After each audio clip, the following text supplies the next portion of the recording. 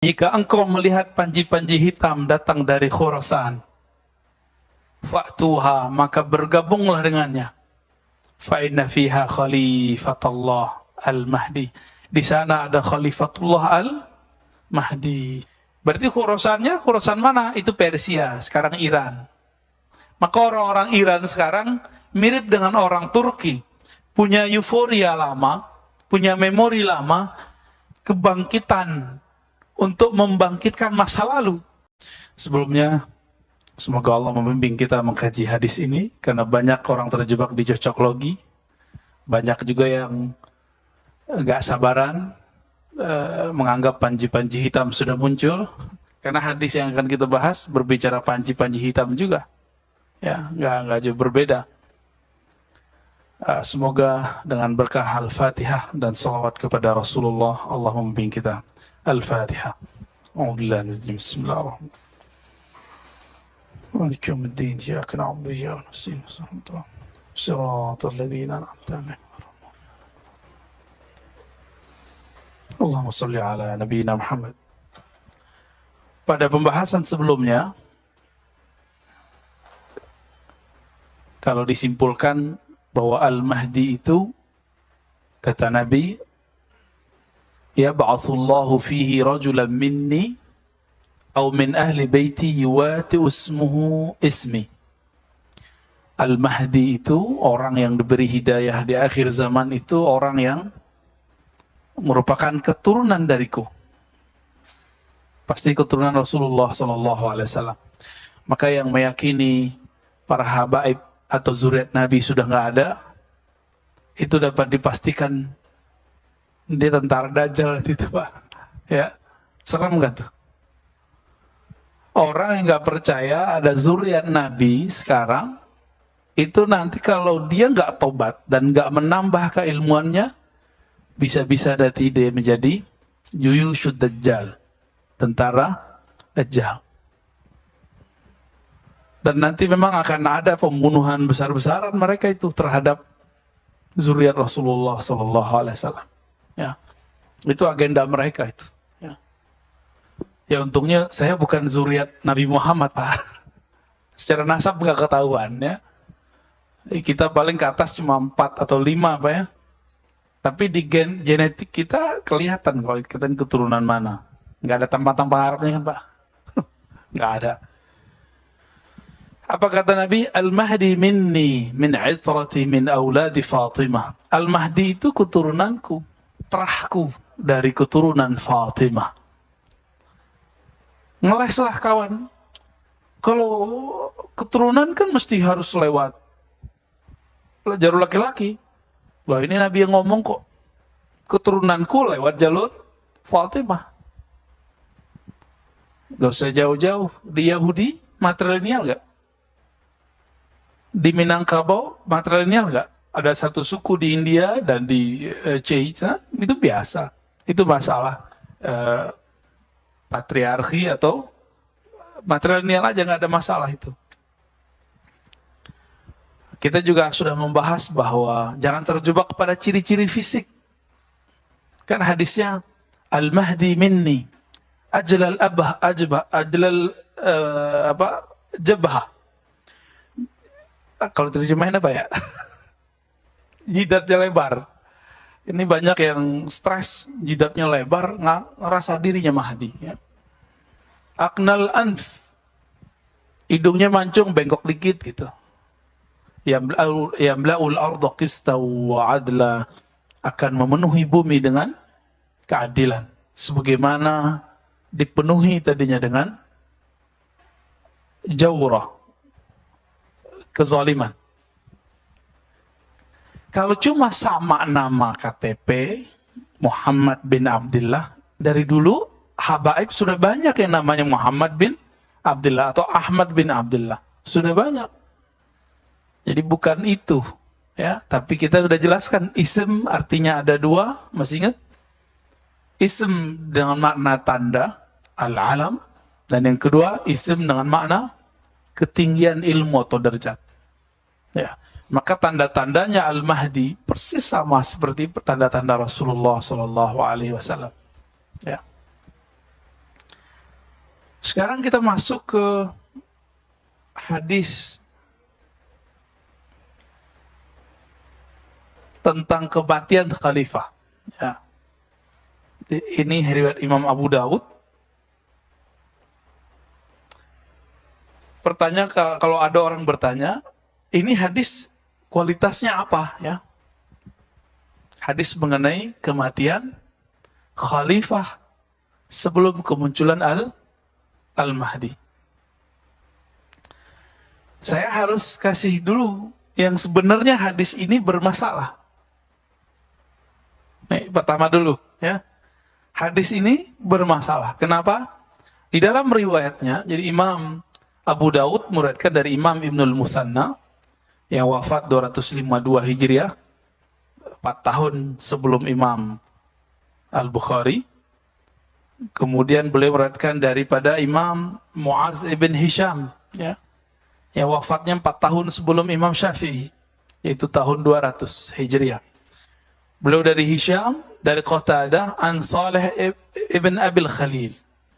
Sampai di situ masih sahih riwayatnya. Saleh ibn Abil Khalil mengatakan an sahibin lahu an ummi Salamah. Ini kita udah cek di kitabnya dan beberapa kitab ya. Dan ini versi riwayat Abu Daud. Dan memang cuma Abu Daud yang meriwayatkannya. Dari Saleh Abil Khalil an sahibin lahu, dari sahabatnya. Disebutkan gak namanya? Karena namanya gak disebutkan, orangnya gak jelas, maka disebut riwayat ini mubham. Apa arti mubham? Baru dengar? Mubham, hadis yang periwayatnya tidak dikenal dan tidak disebutkan namanya.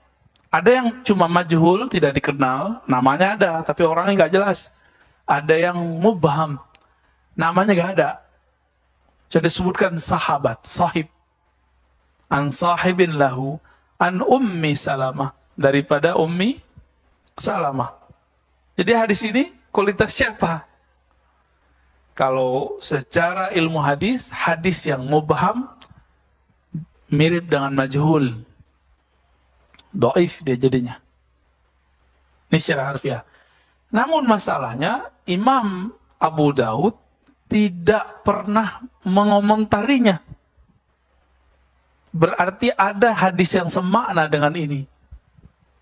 Gitu. Jadi dia tidak sampai derajat dhaif jiddan. Dia dhaif aja ya. Nah, ini coba kita lihat lafaznya. Ini sama dengan yang di buku ya. Yakunu ikhtilafu inda mautil khalifah. Kata Ummi Salamah, Nabi SAW bersabda, akan terjadi ikhtilaf, perselisihan, inda mautil khalifah, ketika terjadi kematian seorang pemimpin. Khalifah di sini bukan khalifah kekhalifahan, bukan, tapi bisa diartikan apa? Pemimpin. Fayakhruju rajulun min ahli al-Madinah hariban ila Makkah. Lalu ada seseorang dari penduduk Madinah, inilah calon Mahdinya nih, keluar dari kota Madinah, hariban ila Makkah. Dia berlari ke Makkah. Tapi Ahlul Madinah di sini tidak juga bisa diartikan dia orang Madinah, bukan. Bisa jadi dia pernah bersembunyi di Madinah. Fayatihi nasun min ahli Makkah fayukhrijunahu wa huwa karihun. Lalu sampai di Mekah, orang-orang di Mekah kemudian datang kepadanya ingin menampilkan dia, wa huwa karih, tapi dia nggak suka. Berarti dia nggak terobsesi mau menjadi khalifah, pemimpin. Fayubayi'unahu bainar rukni wal maqam. Lalu mereka akan membaiatnya antara rukun al-Yamani dan maqam Ibrahim. Lumayan luas ya. Wa yub'atsu ilaihi ba'tsun minasyam.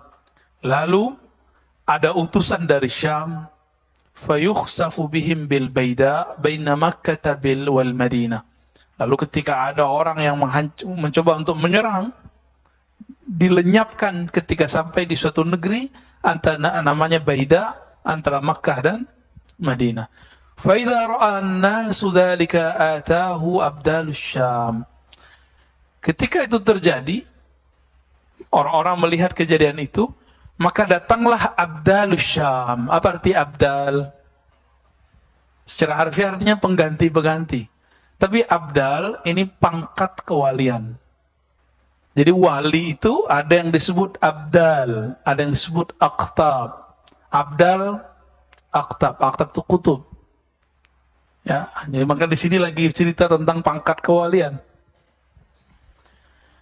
Abdalus Syam, dari semenjak perselisihan Sayyidina Ali dan Sayyidina Muawiyah, kan itu politik ya. Saya nggak ada urusan dengan politik mereka, tapi kita melihat ini perselisihan politik. Karena Muawiyah menganggap Ali tangannya ikut serta dalam membunuh Utsman, termakan hoaks. Ali menganggap Muawiyah ini membangkang kepada pemerintahan yang sah. Jadi dua perspektif yang berbeda. Peranglah mereka di suatu padang yang luas namanya Siffin. Di saat itu datang orang-orang kepada Sayyidina Ali. Ya Ali, il'an ahli Syam. Laknatlah orang-orang yang tinggal di negeri Syam. Syam ini 4 negara, masih ingat ya? Libanon, Yordan, Palestina, Syam. Itu Suriah, ya 4. Ini negeri Syam namanya. Bahasanya agak sedikit lembut, campur antara Arab, Aramaik, Ibrania. Aramaik itu bahasa yang tua, sekarang cuma 3 kampung di Suriah yang ngomong itu. Kebetulan kita ngajar Orientalism dan ilmu Al-Quran. Jadi orang-orang Barat yang mengkritisi Quran, kita kritisi balik. Itu mereka menemukan hal yang sama, bahwa di sana ada bahasa Aramaik. Sebagian mereka menganggap Quran itu gak ada yang asli, itu Aramaik. Ya, itulah bodohnya mereka ya. Udah jelas Al-Quran lebih tua dari bahasa Aramaik. Bahasa Al-Arab itu lebih tua.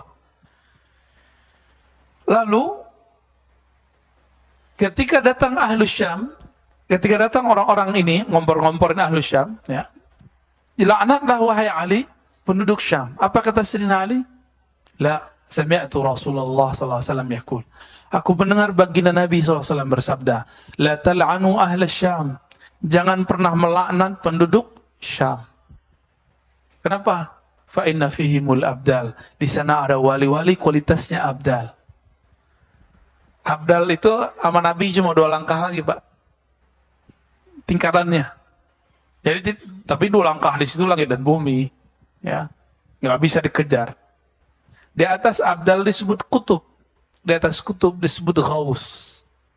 Ghaus itu Nabi Rasulullah SAW. Setelah Rasulullah wafat, dia berpindah ke sahabat-sahabat yang mulia. Maka tiada suatu masa kecuali ada wali yang berpangkat ghaus, pemimpin para wali. Ada wali yang kutub. Jumlahnya sebanyak jumlahnya para ahlul badr.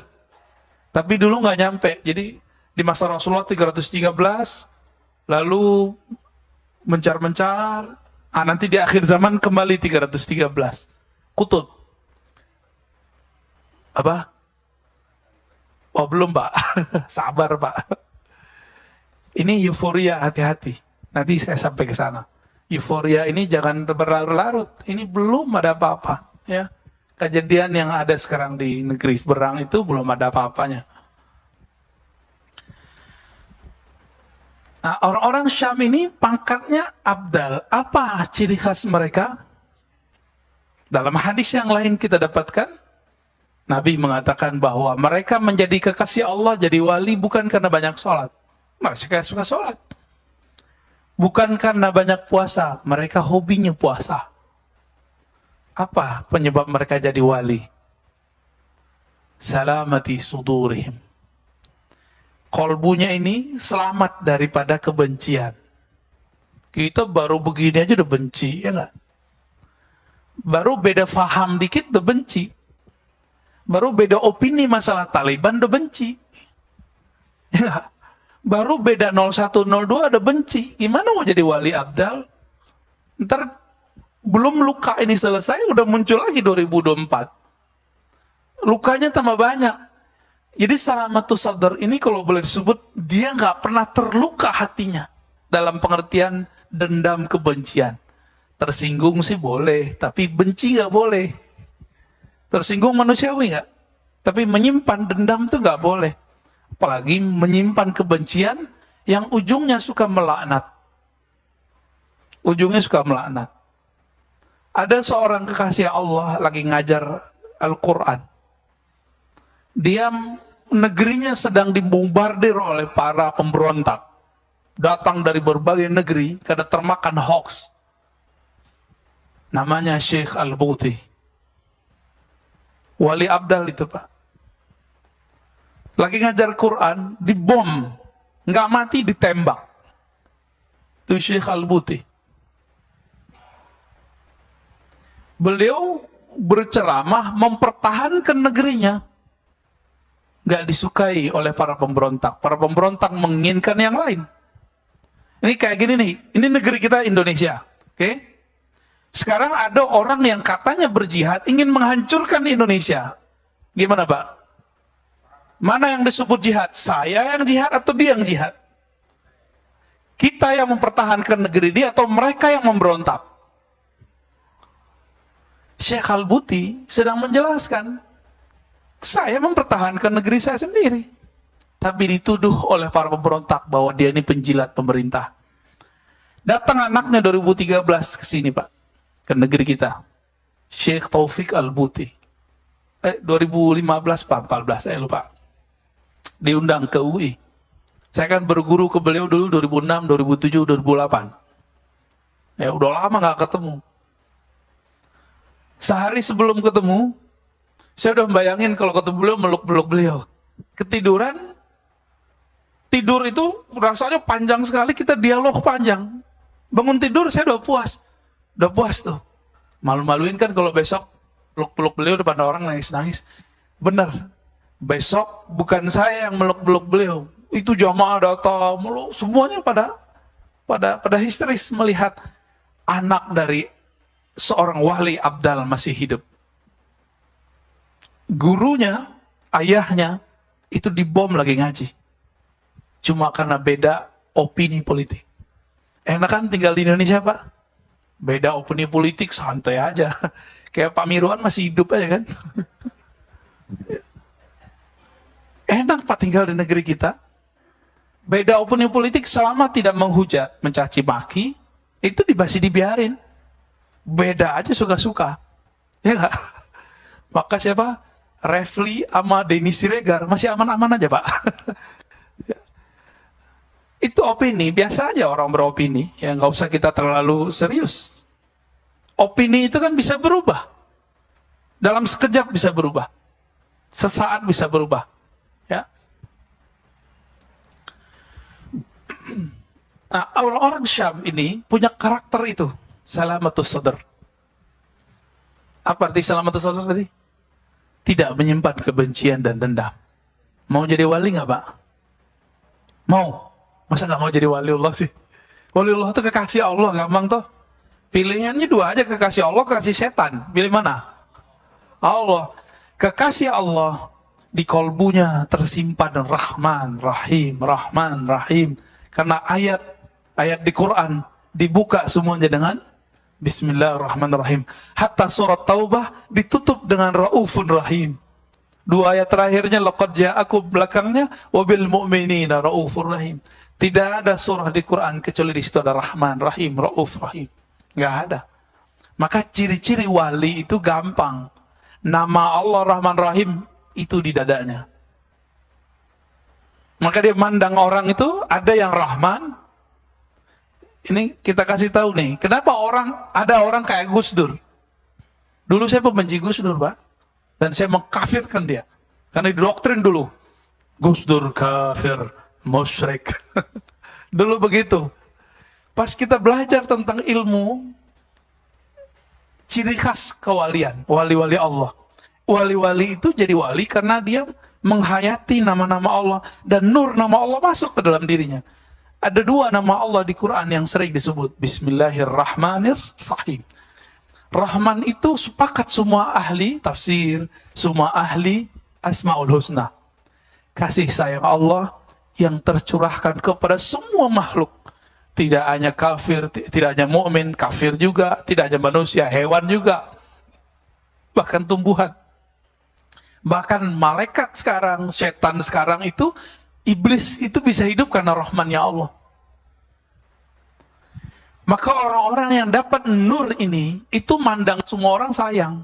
Bukan berarti dia membenarkan semua agama, bukan. Enggak. Walaupun dia dapat gelar apa, Bapak pluralisme.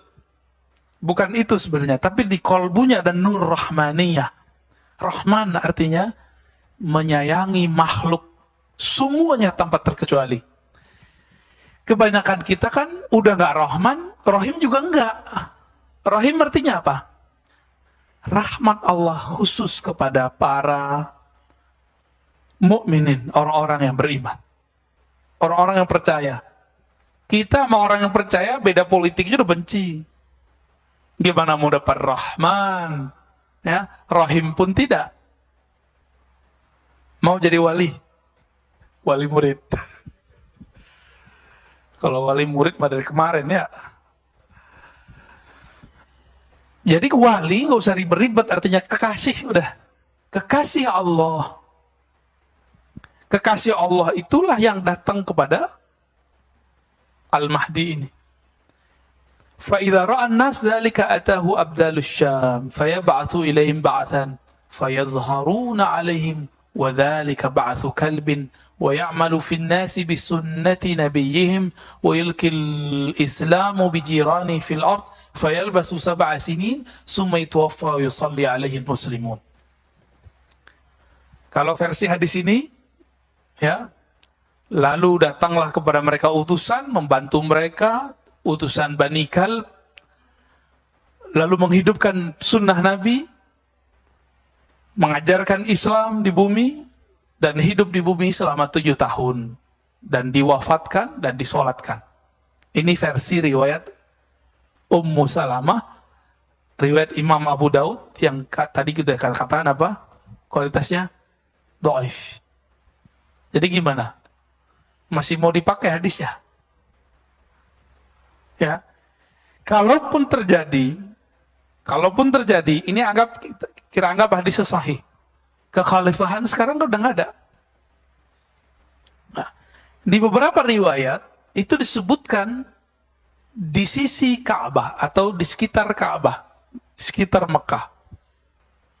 Maka riwayatnya tadi, fayakhruju rajulun min ahli al-Madinati hariban ila Makkah. Lalu keluar seseorang dari Ahlul Madinah berangkat lari ke Mekah. Zaman itu jangan dibayangkan lari kayak kita lari, Pak. Ini hariban ila Makkah, ini yang dijelaskan oleh Al-Habib Omar. Di masa itu orang bolak-balik Mekah Madinah sekejap, nggak pakai kendaraan. Maka disebut hariban. Hariban tuh huruf cepat sekali.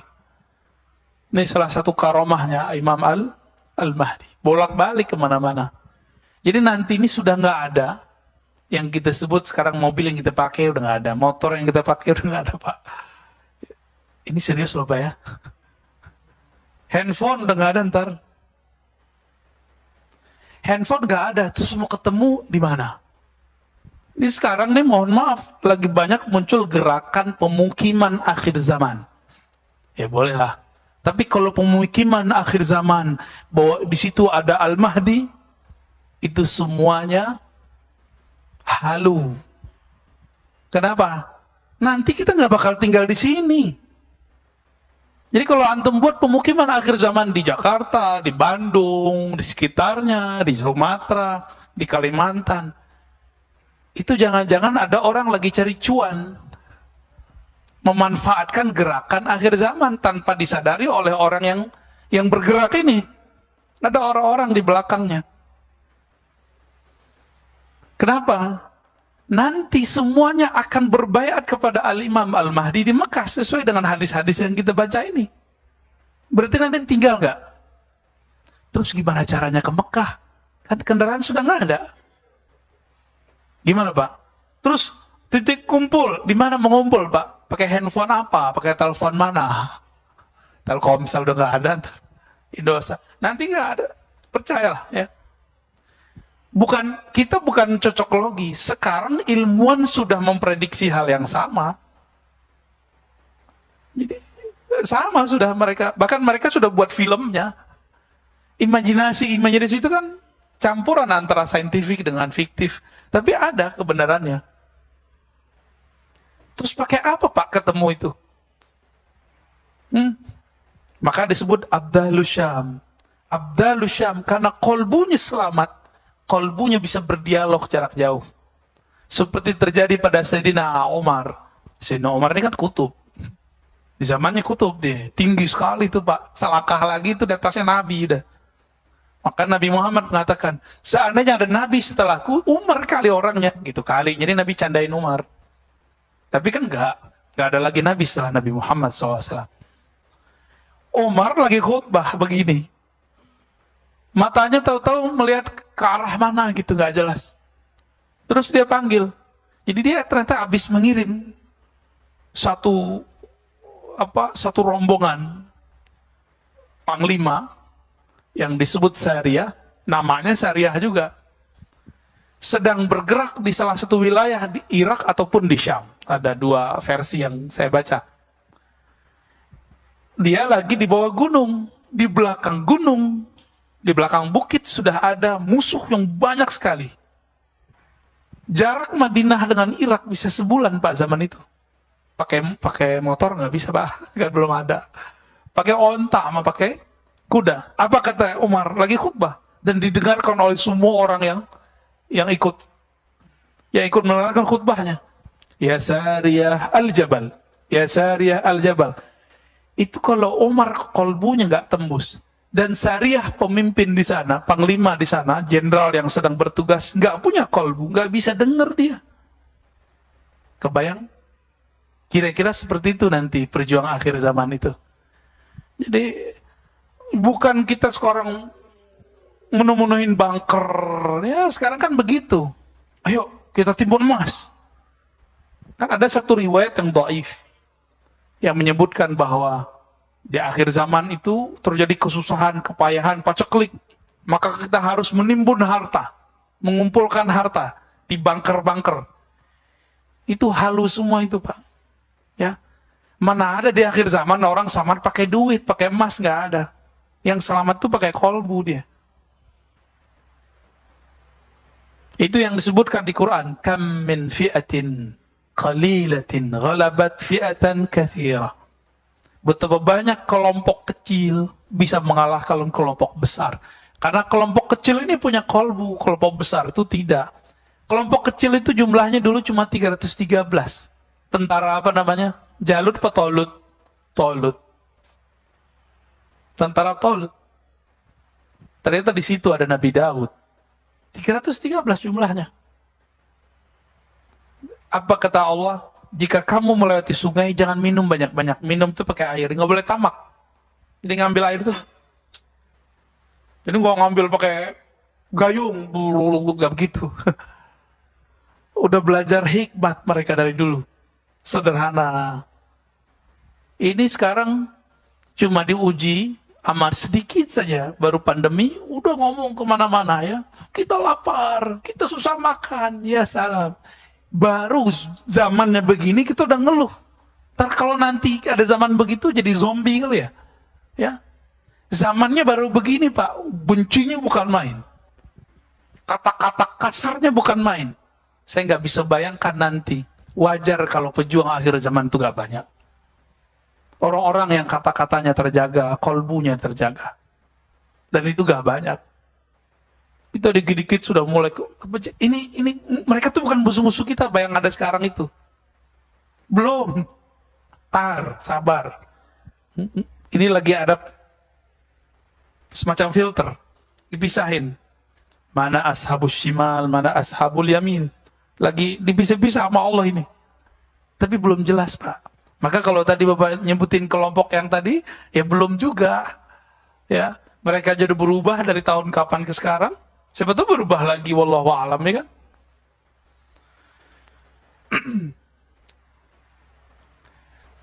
Maka kesimpulan hadis ini, jika hadis ini mengikuti manhaj Abu Daud, maka minimal dia saleh, hadisnya bagus.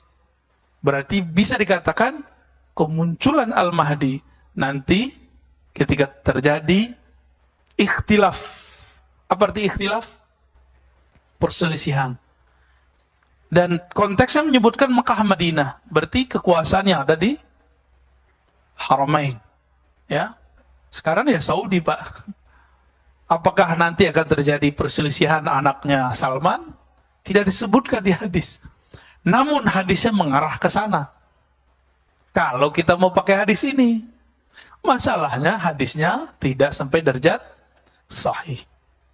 Maka tidak mesti hadis yang tidak sahih itu tidak terjadi. Bisa jadi terjadi. Namun karena kekuatannya tidak kuat, kita tunggu saja, Pak. Sekarang udah tengkar belum mereka? Ada syarat di situ, inda mauti khalifah. Kita terjadi kematian khalifah. Di riwayat Ibnu Majah disebutkan yaktatil, saling berbunuhan. Lalu muncullah setelah itu panji-panji hitam. Tapi syaratnya satu kalau di Ibnu Majah. Mati dulu khalifahnya. Nah, itu cara membatalkan kalau pakai hadis. Apakah yang di Taliban sekarang itu panji-panji hitam Al-Mahdi? Belum tentu. Kenapa? Karena di hadis Ibnu Majah disebutkan mati dulu khalifahnya. Kalau dulu ustadz-ustadz yang dulu membahas hadis ini mengatakan, ini adalah negara Saudi, kerajaan Saudi. Maka mati dulu tuh raja Saudinya. Ini rajanya belum mati. Ya kan? Itu satu, untuk membatalkan bahwa cocokologi ini tidak benar. Cocokologi bahwa apakah Taliban? Belum tentu. Sabar dulu, Pak. Ini baru belum sampai sebulan. Setelah ini mereka perang saudara dulu kan? Nanti perang saudara dulu, Pak. Coba aja lihat. Ustadz dia kan aswa aja. Saya nggak ada urusan. Mereka mau aswa aja, mereka mau aswah, asawah. Karena akidah dengan pergerakan semenjak tahun 2000-an sampai sekarang itu sudah nggak sejalan. Ada orang akidahnya Ahlussunnah, Asy'ariyah, Maturidiyah, mazhab Syafi'i. Pergerakannya pergerakan Khawarij. Banyak sekarang. Ya. Ciri-cirinya itu saja. Gampang benci, gampang melaknat orang. Beda politik kafir atau beda politik sesat. Minimal itu. Beda politik neraka. Ini udah kena Khawarij. Akidah dia awalnya Ahlussunnah. Tapi rusak oleh persoalan politik. Saya nggak kunut, Bapak, Pak Dokter kunut. Itu kita beda iman nggak, Pak? Neraka surga nggak? Iya apa nggak? Ini beda cara sholat loh. Beda cara sholat, neraka nggak? Beda politik, neraka nggak? Kalau cara sholat boleh beda, kenapa politik nggak boleh beda? Kenapa muamalat nggak boleh beda? Muamalat, masalah bisnis, transaksi. Kalau riba pasti haram. Tapi GoFood, GoPay gimana, Pak? Penikmat ya Pak Bambang ya.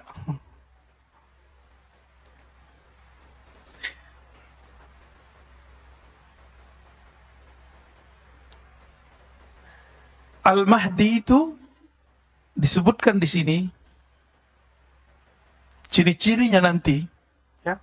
La walladhi nafsi biyadihi la taqumu as-sa'ah hatta tukallimu as-siba'u al-insa wa hatta tukallimu ar-rajula azbata sawtihi wa shiraqu na'lihi wa yukhbiruhu fakhidhuhu bima ahdatha ahluhu ba'da. Hadis Tirmizi, ya. Hadis Imam Tirmizi, walaupun hadisnya tidak sampai derajat sahih. Nanti sebelum terjadi kiamat akan terjadi hal yang unik.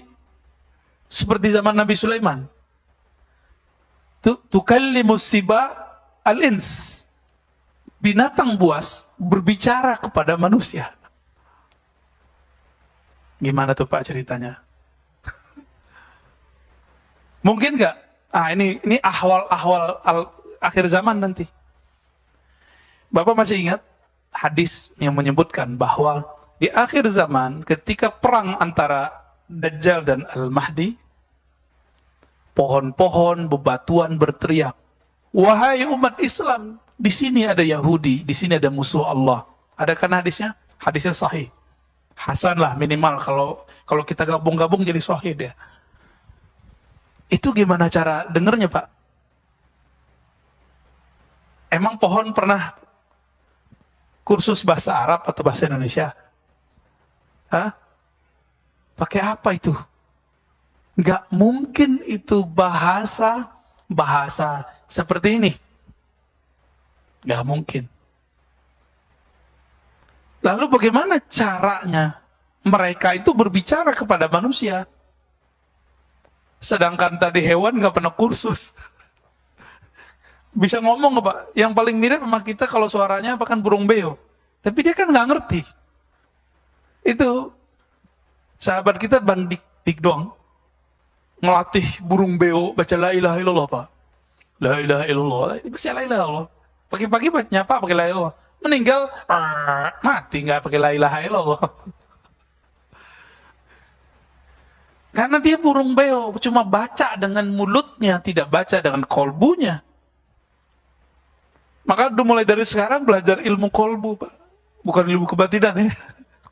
Ilmu rohani, ilmu zikir, ilmu berdialog dengan kolbu. Apa kata Nabi? Istafti kolbak. Berbicaralah dengan hatimu. Minta fatwa ke hatimu. Jangan otak dulu yang ngomong. Apalagi emosian dulu yang ngomong. Nanti kan orang panik semua. Maka ikut Dajjal. Panik. Urusan perut semua rata-rata. Jadi hati-hati. Calon-calon tentara Dajjal, calon-calon pergerakan Dajjal, itu cari cuan lewat pergerakan. Ya, nyari untung. Maka jangan sampai gerakan-gerakan akhir zaman yang ada, itu dimanfaatkan. Ya. Kalau buat pesantren akhir zaman, silakan. Tapi kalau mau buat perumahan akhir zaman, itu bohong. Ya, kita katakan dari awal nih, antum jangan bohongi umat. Nanti semuanya akan berbaiat kepada Al-Imam Al-Mahdi di Mekah. Bainar rukni wal maqam. Maka untuk apa perumahan akhir zaman? Nggak ada untungnya. Mau cari untung. Mau eksploitasi umat. Kalau mau buat pesantren, buat aja pesantren akhir zaman. Nggak ada masalah. Ya. Tapi jangan pernah kemudian mengatakan, ini perumahan untuk menyambut Al-Mahdi. Al-Mahdi kebutuh rumah dia. Ya, dia bisa tidur di mana aja, Pak. Rasulullah bisa tidur di mana aja nggak? Rasulullah itu tidur matanya merem, tapi kolbunya kan jalan. Sama Al-Mahdi juga begitu, dia nggak butuh tidur. Matanya tertutup, tapi kolbunya terbuka. Yanamu ainayya wala tanamu qalbi. Mataku tidur, hatiku tidak tidur. Ini sekarang Pak dokter berapa jam sehari normalnya? 6, bukan 8. Kayaknya udah didiskon sama Pak dokter nih. 6 sampai 8 ya. Waduh, keburu kiamat, Pak. Keburu musuhnya Al-Mahdi kuat kalau kita masih tidur segitu. Kalau tidur masih segitu, nggak ada energi rohani kita. 8 atau 6 jam itu kan jam tidur, jam malam semua. Kapan tahajudnya? Kapan dia mengisi kolbunya dengan nama Allah? Ya kan? Nabi Muhammad itu walaupun tidur, itu cuma tidur-tiduran, Pak, aslinya. Kenapa? Kalau tidur nyenyak itu, matanya tertutup, kolbunya kan nggak mimpi apa-apa. Kalau Nabi kan nggak bisa. Nabi mikirin umatnya terus. Maka Allah perjalankan ruhnya untuk melihat masa depan dan masa lalu. Maka Nabi Muhammad tahu nasabnya semua orang. Nabi Muhammad tahu apa kejadian pada seseorang. Diizinkan Allah. Dikasih tahu, bukan sang Muhammadnya yang tahu, tapi diberi tahu. Baik. Yang tadi Bapak tanyakan itu kan tentang Khurasan.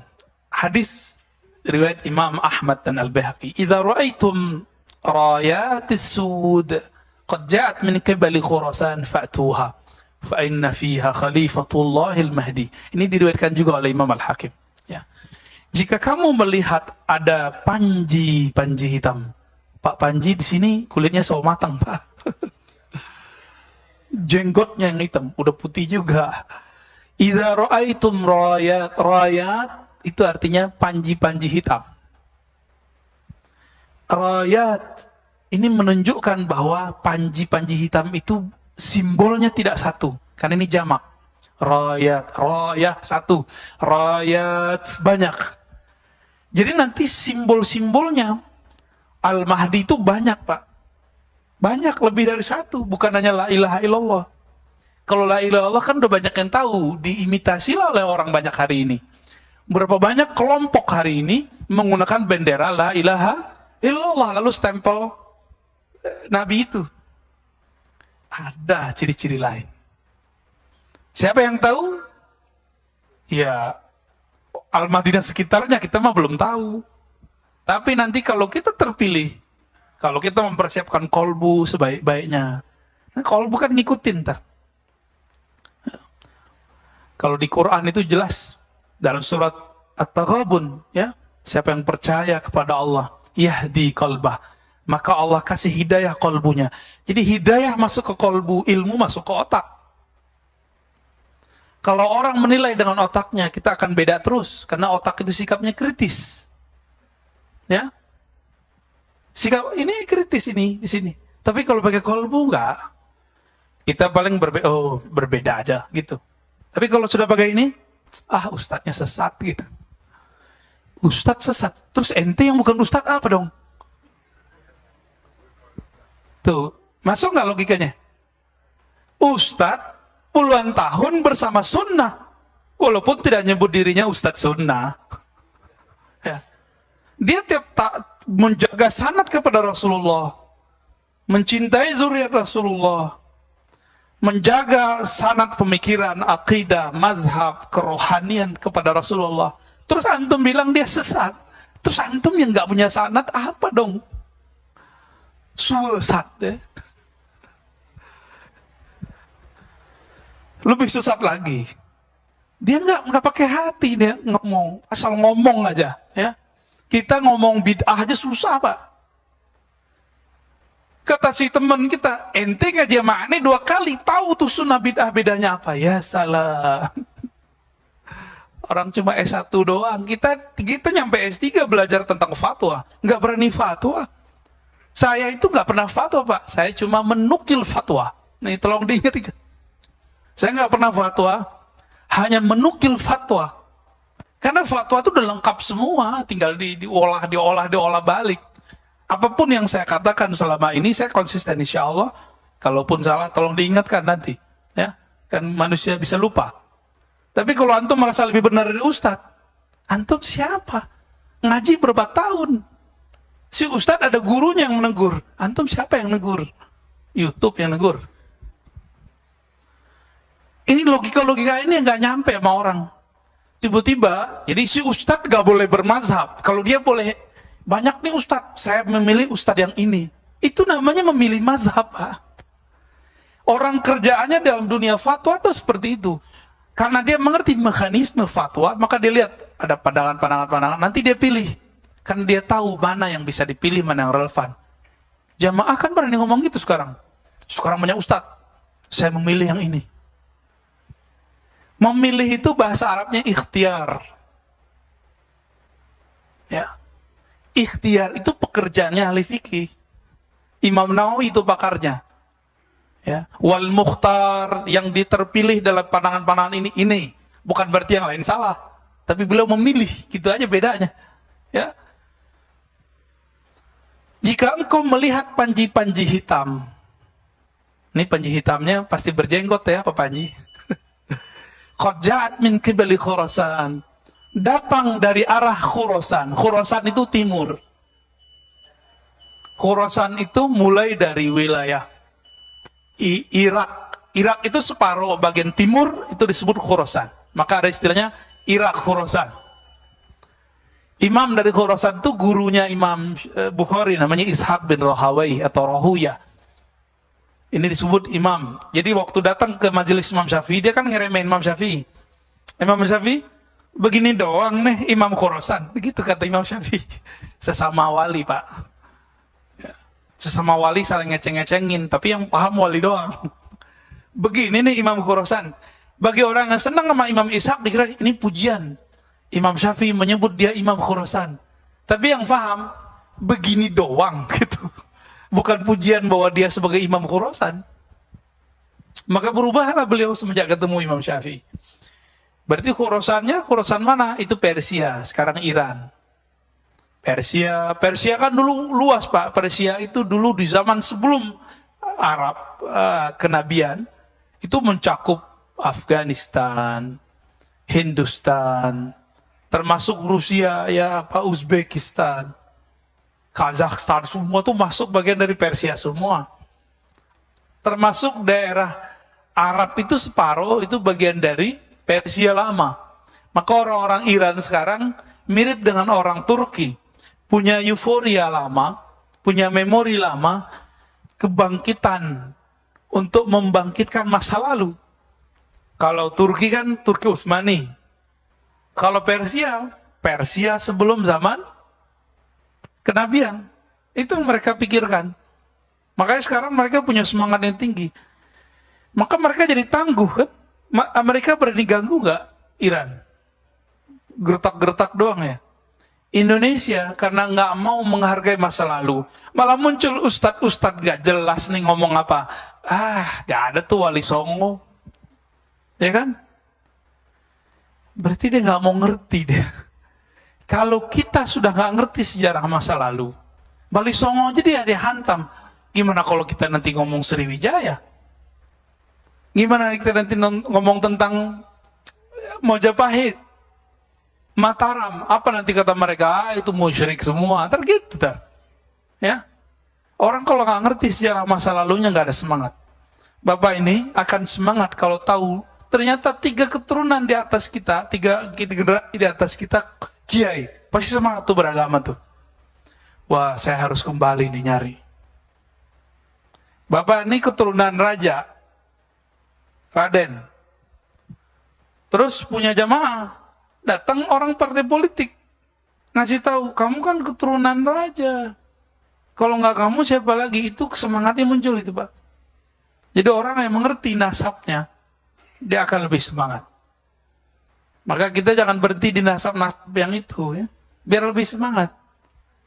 Semoga di sini nanti ada kajian tentang Wali Songo. Jangan Wali Songong. Jika engkau melihat panji-panji hitam datang dari Khurasan, fa'tuha, maka bergabunglah dengannya. Fa'inna fiha khalifatullah al-Mahdi.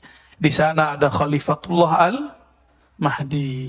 Tapi ini belum mencukupi syaratnya, Pak, sekarang yang terjadi di Afghanistan. Ya. Belum cukup syaratnya, karena kalau ngikutin hadis ini, ntar satu paket sama hadis kematian khalifah. Ini belum cukup. Belum mati kan? Ya.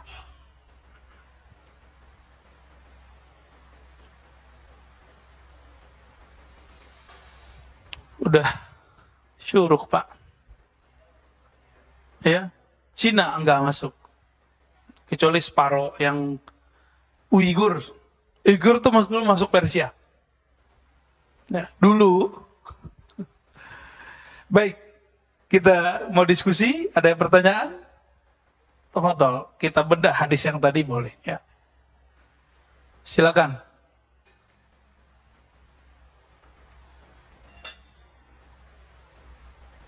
Bismillah.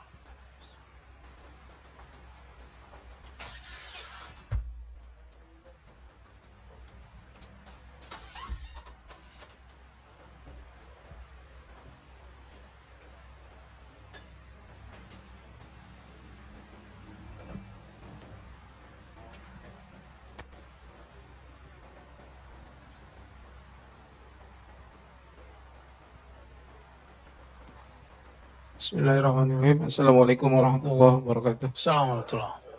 Saya Afan dari Kebayoran Lama. Ya, Pak Afan. Ingin bertanya, yang pertama, apakah ada hadis mengenai penenggelaman bumi di timur dan di barat gitu? Untuk korelasinya mengenai akhir zaman nanti, Pak. Gimana penjelasannya mengenai ini? Terima kasih. Assalamualaikum warahmatullahi wabarakatuh. Kebetulan kitab yang saya bawa ini Mishkatul Masabih yang kemudian diringkas oleh Maulana Ilyas ya. Al-Muntakhab. Di sini ada beberapa hadis tentang itu. Kemudian juga disebutkan oleh Imam Al-Qurtubi dalam Tazkirah.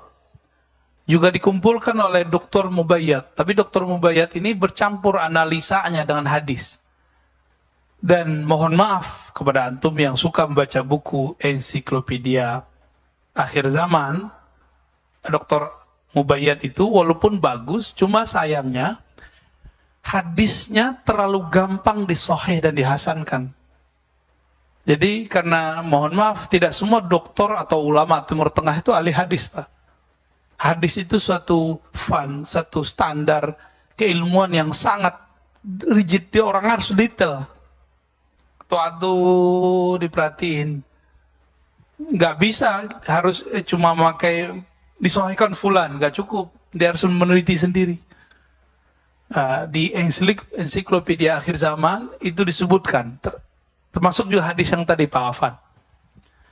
Yang sahih itu nggak sampai sahih ya, hasan ya. Terjadi zalazil, gempa akhir zaman. Ya mungkin maksudnya penenggelaman kali. Tapi yang lafaznya ada zalazil, gempa. Gempanya jangan dibayangkan cuma 7 skala Richter, Pak. 2 kali lipat atau 3 kali lipat. Kira-kira sekitar Mekah hancur nggak? Hancurlah semua. Ini yang ketinggalan di riwayat ini. Ini kan riwayat versi ahli hafalan. Ada riwayat versi ahli hakikat. Mereka diperjalankan Allah secara rohani. Melihat yang sesuai dengan hadis ini. Detail-detailnya. Ketika disebutkan di hadisnya terjadi gempa, Allah kasih tunjuk. Seperti yang terjadi pada Sayyidina Umar, Sayyidina Ali. Nabi kan juga begitu. Nabi, sumbernya kan pada Nabi. Gempa nanti itu, Pak. Jadi sekarang yang Bapak lihat ada apa tuh gedung apa namanya? Tower yang ada lafaz Allahnya. Ya, emang Islam itu harus begitu, harus lafaz Allahnya kan enggak juga. Orang nggak bisa tulis baca dia nggak tahu kalau itu lafaz Allah. Ya. Itu nanti hancur semua. Bapak tahu nggak selama ini Saudi naruh duitnya di bank mana? Di mana? Bank mana, Pak? Tahu kan? Tuh Bapak udah tahu. Yaitu bunganya jadi bangunan sekitar Masjidil Haram tuh. Katanya Saudi banknya Islami, nggak ada. Mereka make, Pak. Terus sekarang tiba-tiba kawan-kawan kita alumni sana bilang di Saudi nggak ada bank konvensional, bank kafir, bohong. Ya. Mereka mungkin nggak, namanya sudah nama Arab, sistemnya masih sistem konven sama. Disebut Islami, sistemnya nggak jauh beda. Bahkan para pemilik modalnya, termasuk pemerintahnya, naruh duitnya di bank-bank Amerika. Jadi Saudi ini aneh-aneh dikit dibekuin aja sama Amerika, Pak.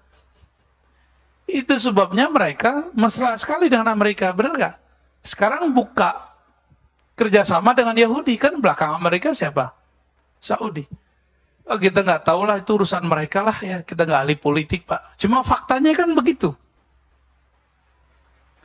Karena kita nggak ahli opini, kita nggak ngerti, ini kan politik. Dulu Nabi juga buka persekutuan dengan Yahudi, lalu Yahudi mengkhianatinya. Kan nunggu dikhianati aja nih. Ya, Pak Dokter. Jadi hadisnya memang ada Pak Afan, ya.